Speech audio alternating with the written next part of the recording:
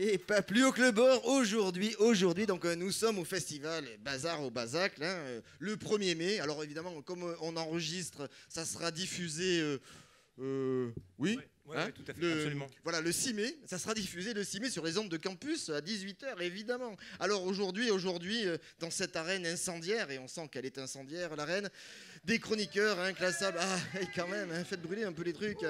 Des chroniqueurs inclassables, incorruptibles, incontrôlables, avec Jeff, le pote à Gabi, FX, Lola, Parabellum, Manuchon et Santa Maria de las Pacotillas, évidemment. Mais nous commençons toujours par le pote à Gabi parce qu'il a des choses super importantes à nous dire. Alors je ne sais pas si c'est très important aujourd'hui. Important, je sais pas, Ça y est, j'ai mis mal à disons que l'aise. c'est flou. Oui, parce que mon pote Gabi, il dit toujours quand j'ai bu, je bois double. Et à vrai dire, moi, je fais souvent pareil, du coup, ben, je vois flou. Oui, ce 1er mai, moi, je trouve ça flou, donc j'ai essayé de préciser. Alors, qu'est-ce que c'est que le 1er mai? Historiquement, le 1er mai, c'est devenu la journée mondiale des travailleurs, et non pas la journée du travail, parce que c'est encore un glissement sémantique qui veut dire beaucoup. En 1889, comme journée de commémoration de la manifestation de Chicago de 1888, pendant laquelle des policiers ont réprimé chirurgicalement et pas avec le dos de la cuillère des centaines d'ouvriers qui voulaient obtenir la baisse de leurs heures de travail. En France, c'est en 1919, après la ratification de la loi qui a instauré la journée de 8 heures, que le 1er mai est pour la première fois férié. Mais c'est le maréchal Pétain, en 1941, qui, pour se mettre les ouvriers dans la poche, en fait officiellement un jour férié. À la Libération, le 1er mai est supprimé, puis réintroduit en 1947. Et ce n'est pas fini, car en 1988, Jean-Marie Le Pen, qui voit flou lui aussi, décide d'en faire aussi la journée de commémoration de Jeanne d'Arc, qui pourtant est célébrée officiellement le 2 mai, mais il faut croire que la date ne l'arrangeait pas, il devait avoir aquaponé, ou bien il ne voulait pas laisser cette journée aux salles gauchistes. Et puis surtout, il venait de faire pour la première fois 14% au présidentiel, donc franchement, il pouvait bien faire ce qu'il voulait.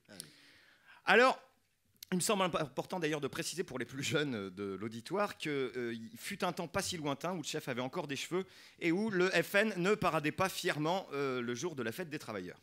Bon, jusque-là, j'arrive à peu près à comprendre ce que c'est.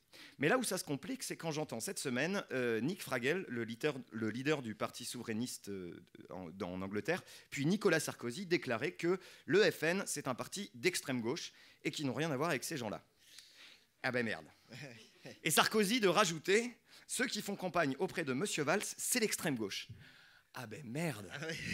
Ah ben merde, depuis tout ce temps-là, je serai frontiste et je soutiendrai Manuel Valls et personne ne m'aurait rien dit. Ah, je te le dis, je vois flou, complètement flou.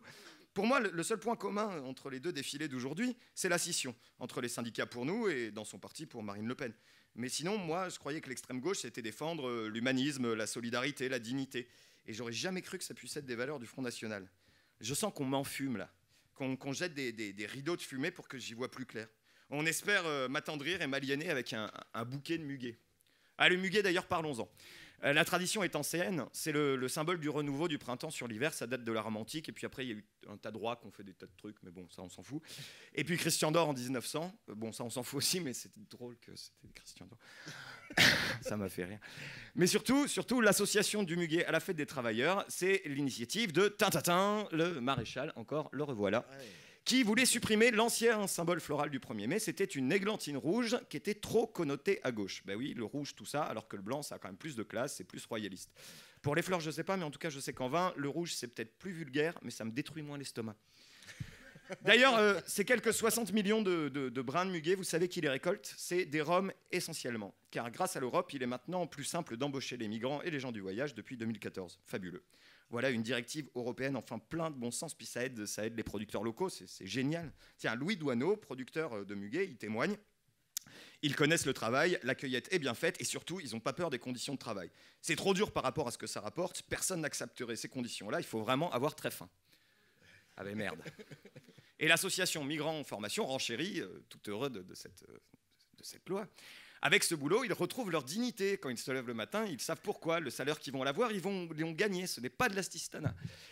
C'est tiré d'un article du Figaro. C'est vraiment très fier comme article.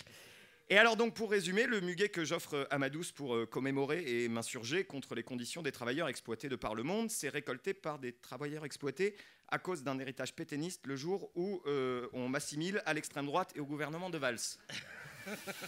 Ça va aller, ça va aller. Non, il y a du flou là, il y a du flou dans les symboles, il y a du flou dans les symboles.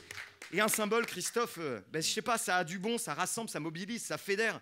Mais c'est comme les mots, si ça change de sens, de direction, qu'on nous les pique et qu'on se laisse faire, alors on est bien dans la merde. Donc oui, moi je propose aujourd'hui de célébrer le 1er mai, fête des travailleurs pour développer l'abolition du travail, qui, à l'heure d'aujourd'hui, n'a pas vraiment une fonction émancipatrice. Et pour le reste, eh bien, je vous conseille de faire comme moi et de vous mettre à la batterie et de jouer jusqu'à ce que vous en cassiez vos symboles. Bah oui, l'avantage du flou, c'est que ça permet de faire des jeux de mots vaseux et peut-être des fois d'y voir plus clair. Bravo.